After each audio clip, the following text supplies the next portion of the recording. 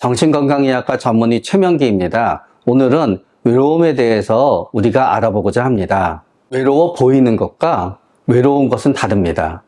외로워 보이는 거는 옆에서 판단하는 거예요. 아, 너의 모습이 외로워. 그러나 외로운 것은 당사자가 아니면 아무도 알 수 없어요. 당사자가 난 외로워서 힘들어 해야지 외로운 것이거든요. 그런데 이런 경우가 있어요. 당사자는 게임도 하고 텔레비도 보고 유튜브도 보고 만화책도 보고 채팅도 하고 그러면서 굉장히 즐겁게 시간을 보내고 있어요. 그러나 그 사람을 옆에서 보는 사람은 그 사람이 자기한테 와서 말을 걸지 않고 그 사람과 감정을 나누지 못하니까 그 사람이 외롭다라고 생각하는 거예요.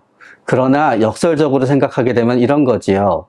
누군가에 대해서 외로워 보인다라고 생각하는 사람이 오히려 지금 외로울 수 있어요. 그러나 외로워 보이는 당사자는 오히려 혼자서 이것저것 하면서 지내는 게 더 편할 수도 있는 거지요. 그래서 외로워 보이는 것과 외로운 것은 큰 차이가 있다고 저는 생각합니다. 가장 흔한 경우는 이거인 거지요. 이제 아이가 있어요. 어린아이예요. 우리 어린아이는 내향적이어서 별 말이 없을 뿐이에요. 충분히 엄마는 행복해요. 근데 그 아이가 말이 없으니까요. 엄마는 생각해요. 우리 아이가 외로운 것 같아. 그래서 동생을 안겨주지요. 그때부터 아이들끼리 싸우고 지옥과 같은 삶이 시작되는 거예요. 또 약간 커서 어린이집이나 유치원에 가게 돼요. 그런데 어린이집이나 유치원에서도 그냥 아이들이랑 뛰어노는 걸 좋아하는 아이가 있고 선생님이랑 그림 그리면서 있는 게 더 좋은 아이가 있어요. 다 개성인 거예요. 그런데 선생님이랑 그림 그리면서 있고 혼자 있는 게 좋은 아이한테 우리 아이가 외로워서 힘든가 봐 라고 해서 억지로 친구를 붙여주잖아요. 그럼 아이들은 또 착하기 때문에 엄마가 시키는 대로 해야만 된다고 생각해요. 그러다가 보니까 이 친구한테 어떻게든 적응해서 지내려고 하다가 보니 아이는 더 괴로운 경우도 있게 되는 거예요. 그리고 중고등학생이 되잖아요. 우리 부모님은 아이들이랑 항상 얘기를 나누고 싶어 해요. 그러다가 보니까 부모님은 우리 아이랑 얘기를 나누지 못하면 사실은 부모님이 외로워요. 그러나 우리 부모님은 아이가 혼자서 방에서 틀어박혀서 뭔가 하는 모습을 보면서 우리 아이가 외로울 거다라고 생각해서 외로움을 달래기 위해서 자꾸 방에 들어가요. 그러다가 보면은 부모님과 10대 아이의 사이가 점점 나빠지게 되는 거예요. 그리고 또 나이가 들게 되면 이런 경우도 있어요. 이제 어렸을 때는, 젊었을 때는 부모님이 잔소리를 하잖아요, 자녀한테. 부모님한테 잔소리하는 자녀도 엄청 많아요. 부모님은 그냥 혼자서 지내는 게 되게 편한 분이세요. 그런데 자녀는 그런 부모님을 보면은 부모님이 너무 외로울 거라는 생각이 들어요. 그러다가 보니까 죄책감을 가져요. 계속 사람들이랑 만나라. 혼자서 집에서 지내지 마시고 실버타운에 들어가면 어떠시냐. 그러면서 오히려 혼자 지내면서 태어나서 최초로 자유를 만끽하고 있는 부모님을 갖다 자꾸 사람들이랑 있게 만들어서 부모님의 자유를 외로움으로 착각하고 부모님의 자유를 오히려 방해하게 되는 자녀도 있어요. 심심함입니다. 심심함을 외로움으로 착각하게 되는 이유는요. 혼자 있는데 기분이 안 좋으면, 혼자 있는데 힘들면 우리는 무조건 그게 외로움이라고 생각하게 되는 거예요. 그런데 혼자 있는데 우리가 아무것도 재밌는 게 없잖아요. 그럼 너무 답답해져요. 진짜로 그럴 때가 있어요. 유튜브도 재미가 없고 만화도 재미가 없고 텔레비를 봐도 재밌는 게 없고 그러다가 보면 혼자 있는데 되게 심심해지면서 약간 불안한 듯도 하게 되면서 괴로워져요. 그럴 때 우리는 누가 옆에 있으면 덜 심심하겠다라고 느껴지게 되거든요. 그거를 우리는 외롭다라고 생각하게 되기도 하는 거지요. 그런데 진정한 외로움과 심심함에는 차이가 있어요. 심심함에는 슬픔이라는 감정이 배어있지 않아요. 그렇기 때문에 심심함은 뭐가 되었던 그 다음 순간에 재밌는 게 나타나면 싹 사라져요. 그러나 외로움은 내 옆에 사람이 없다는 허전함이기 때문에 뭔가 재밌는 게 나타난다 그래서 그렇게 싹 사라질 수가 없어요. 맞습니다. 불안이라고 하는 거는 굉장히 다양한 몸의 증상을 갖다 동반하게 돼요. 가슴도 두근거리고 숨이 막히는 듯하고 머리도 아프고 어지럽고 몸도 저리고 마음도 굉장히 이러다 잘못하면 뭔가 큰일이 일어날 것 같아 라는 굉장한 긴박함마저 느끼게 되는 거예요. 불안한 상태에 놓이게 되면은 우리는 굉장히 약해져요.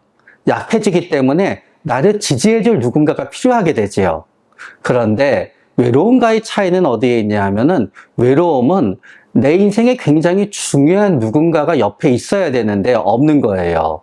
불안할 때는 우리는 누가 되었건 상관이 없어요. 내 옆에 누군가 사람이 있어서 흔들리는 나를 갖다 고정할 수만 있겠으면 되는 거예요.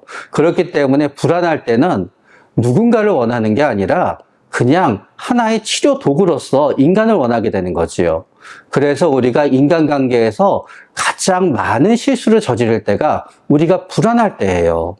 불안할 때는 누군가만 있으면 되기 때문에 나한테 안 맞는 사람, 나를 괴롭히는 사람과도 어울리게 되고 누군가 나를 계속 괴롭히더라도 나는 그 사람이 없으면 불안하니까 그 사람과 헤어지지 못하게 되는 슬픈 일이 생길 수 있는 거지요. 맞습니다. 우리가 몸이 아프게 되잖아요. 내 몸이 아픈 고통은 나밖에 알 수가 없어요. 아무도 나를 이해하지 못한다라고 생각하게 돼요. 그래서 외롭다라고 느끼게 되는 거고요. 몸이 아프게 되면은 내가 지금처럼 영원히 내 뜻대로 살 수 없다는 것을 알게 돼요. 그러면서 굉장히 내가 취약한 존재라는 걸 알게 되지요. 이 외로움은 몸이 낫게 되면은 저절로 없어질 거라는 거예요. 그러니까 한마디로 이거는 조건부 외로움이라고 할 수 있지요. 많은 분들이 내가 아플 때 주위에서 나를 굉장히 도와주는 사람들한테 감정을 의지하게 돼요.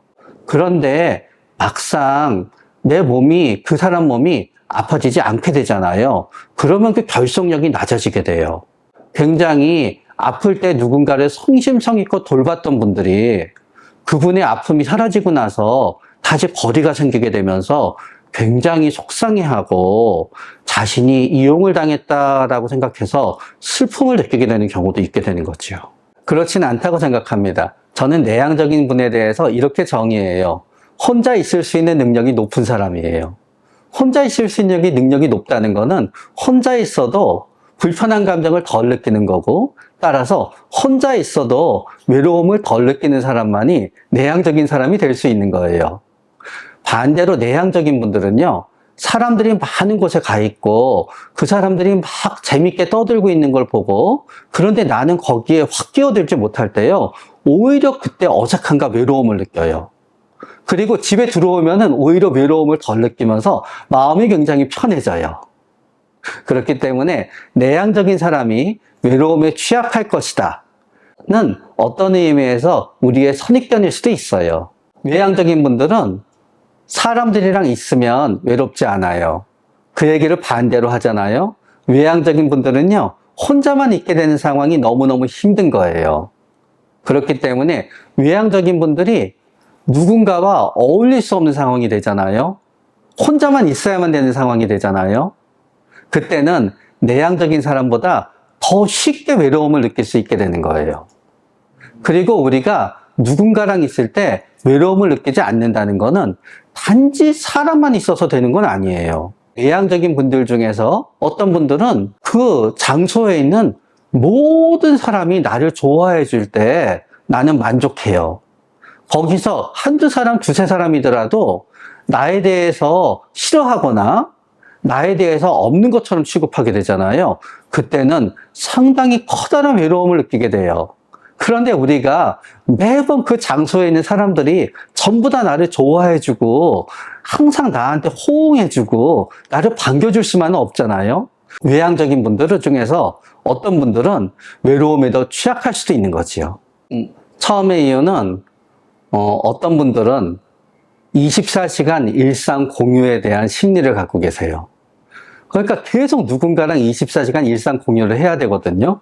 그런데 친구랑 일상 공유를 한다고 생각하면은 그 친구도 아마 그럴 거예요. 아우, 너무 힘들어. 그러다가 보니까 우리가 일상 공유를 할 수 있는 대상은 서로 사랑하는 이성밖에 없어요.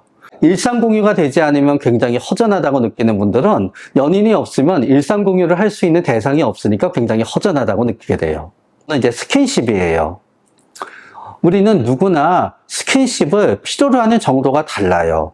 그러나 어떤 분은 매일매일 누군가랑 손잡고 매일매일 누군가랑 안고 매일매일 그런 어떤 육체적인 교감이 있었을 때 내가 외롭지 않다고 느껴요. 저는 외로움을 극복할 수 있는 어떤 특별한 방법이 있다고 생각하진 않아요.